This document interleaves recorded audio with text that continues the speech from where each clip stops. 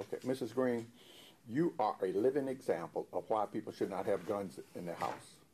And I'm not saying that just to you. I say it to myself too. I was an assistant prosecutor, an assistant United States attorney, a defense lawyer, and a judge for 30-some years.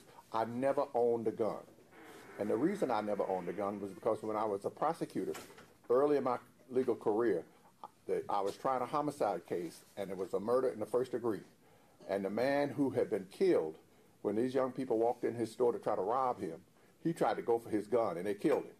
And the detective, I said to him, I should get me a gun. And he said to me, Dalton, you don't need a gun in your house, because if someone come into your house or contact you on the street, if you go for the gun, you end up getting killed. There's nothing that you own that's worth you giving up your life for.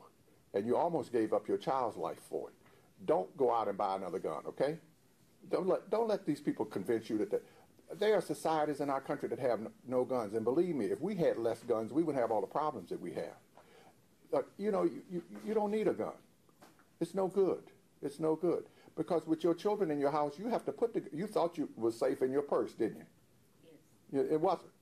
It wasn't. After this detective had told me that, then I went home one evening, and my son, who was about 4 years old, we were all down in the den of my house, and all of a sudden my wife said, "Where's Tony?" Who was my son. We went upstairs. He was upstairs in the middle of the bed, had put Vaseline all over him. If it would have been a gun under the pillow, he'd have had it.